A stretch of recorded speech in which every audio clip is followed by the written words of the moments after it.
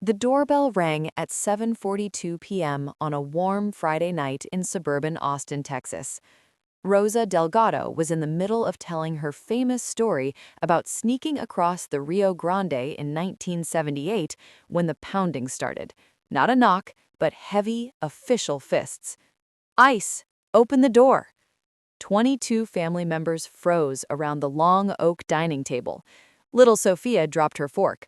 Rosa, 79 years old, silver hair and a perfect bun, slowly set down her wine glass like she'd been expecting this moment for 40 years. Her grandson, Jake Delgado, 29, stood up first. "Stay seated, abuela." But Rosa placed a gentle hand on his arm. "Mijo, let them in. I've waited long enough." The agents poured in. 4 of them, vests, badges, that cold professional look. The family's neighbor, Karen Whitmore, stood behind them on the porch with her arms crossed, looking satisfied. Karen had made the call 30 minutes earlier.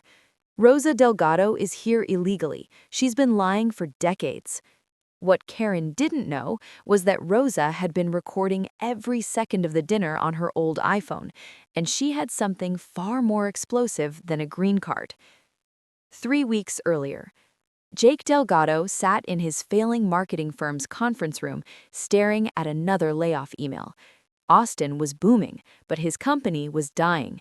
He needed money fast. His mother, Rosa's daughter Carla, had been hinting that Abuela's house, the big Spanish-style home on the hill, would be worth over $1 million if sold, but Rosa refused to sell. "She's stubborn," Carla complained during their weekly lunch. 79 years old and still acting like she runs everything. Jake loved his abuela more than anyone. She had raised him after his dad disappeared when he was 6. Rosa taught him how to change a tire, how to make mole sauce that could make you cry, and how to never let anyone make you feel small. That same night, at the neighborhood HOA meeting, Karen Whitmore stood up. "These people keep bringing their entire families over here. Rosa Delgado has 20 relatives visiting every weekend. I'm telling you, she's not even legal. Someone needs to do something." The room murmured. Jake, who had come to complain about the broken streetlights, felt his blood boil. He confronted Karen in the parking lot. "Leave my grandmother alone." Karen smirked. "This is America, Jake. Rules matter." The ICE agents were polite but firm. "Ma'am, we received a credible tip. We need to see your papers." Rosa smiled calmly, the same smile she gave when Jake was little and tried to lie about breaking her favorite vase. "I have papers," she said softly, "but not the ones you think."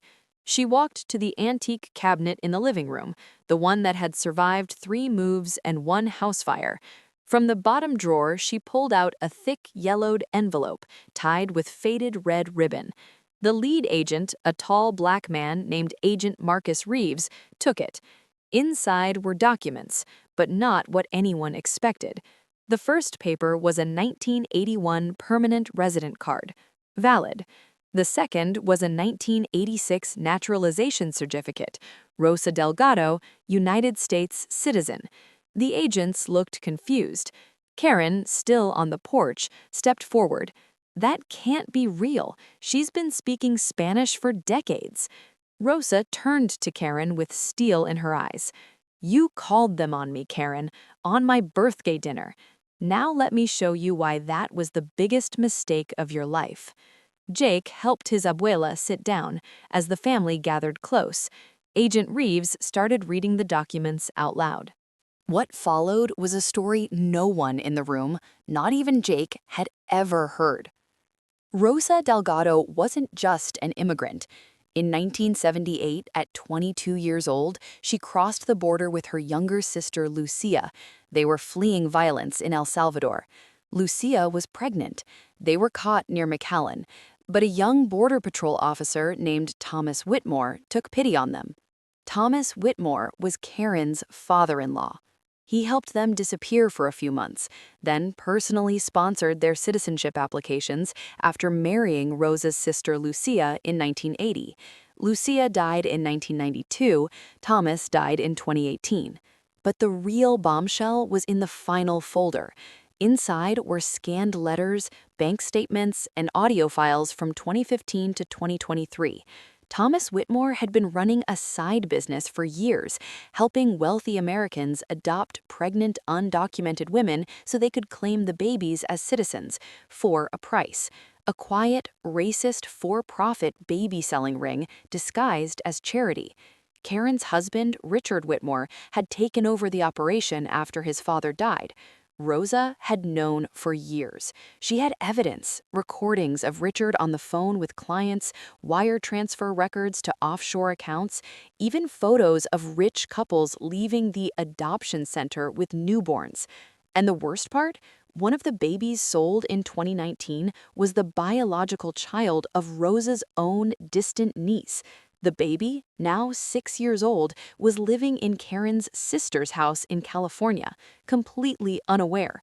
The room went dead silent. Agent Reeves looked at the documents, then at Karen standing outside. "Ma'am, you just called ICE on the one person who has enough evidence to bury your entire family." Karen tried to run. Jake caught her on the front lawn while the neighbors filmed everything on their phones. Within 20 minutes, the story was trending locally. HOA Karen calls ICE on Grandma. Grandma drops atomic receipts. But the real war was just beginning. The next 72 hours were hell. Richard Whittemore lawyered up immediately. Powerful friends in Austin politics started making calls. Jake lost his job the next morning. Company restructuring. Carla's salon was vandalized. Someone left a dead rat on Rosa's porch with a note, "Go back." Rosa, however, refused to stay quiet. She sat down with Jake at 3 a.m. that night, drinking café de olla. "Mijo, I didn't keep these papers to destroy them. I kept them to protect my family. But now, I think God wants me to finish what I started." Jake was scared. He had a criminal record from his stupid youth, one DUI at 22. If this got ugly, ICE might still come after him, too. The family started fighting. Some cousins said Rosa should destroy the evidence and take a settlement. Others wanted revenge. Jake felt completely lost, until Rosa showed him the final document, the one she had never shown anyone. It was a letter from Thomas Whittemore, written on his deathbed in 2018, confessing everything and begging Rosa for forgiveness. He had left her as the executor of a secret trust worth $2.4 million, money made from the adoption scheme. Rosa had never touched a penny. She said, "I was waiting for the right moment, the moment when evil got too arrogant." 2 weeks later, the federal courthouse in downtown Austin was packed. Richard Whittemore sat at the defendant's table, pale. Karen sat behind him, eyes red from crying. Rosa Delgado, dressed in a beautiful teal suit Jake had bought her, took the stand. For 3 hours, she told her story, not as a victim, but as a survivor who had outsmarted them all. The recordings played in open court. The courtroom gasped when they heard Richard Whittemore laughing on a 2022 call. "These people are so desperate they'll pay anything for American babies."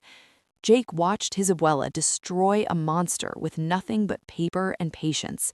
The judge didn't even wait for closing arguments. Richard Whittemore was arrested that afternoon on multiple federal charges: wire fraud, human trafficking, money laundering. ICE and the FBI were now investigating the entire network. Karen's sister in California lost custody of the 6-year-old. He was reunited with his biological mother in a tearful scene that made national news. Rosa's house was full again, but this time the gathering was different. Jake had started his own marketing company, Delgado Stories, telling immigrant success stories. His first client was a nonprofit helping families separated at the border. Little Sophia, now wearing a "My Abuela is a Boss" t-shirt, ran around the backyard. Rosa sat on the porch swing watching everyone. Jake joined her with 2 cups of coffee. "You okay, Abuela?" Rosa smiled, the same calm, unbreakable smile. "They thought they could break me with fear, mijo, but I've carried heavier things across bigger rivers." She took his hand. "Never be ashamed of where you come from, and never let them make you small." Jake looked at the backyard full of family, different shades, different accents, all American in their own way. He finally understood what his abuela had been protecting all these years, not just papers, not just money, but the right to belong.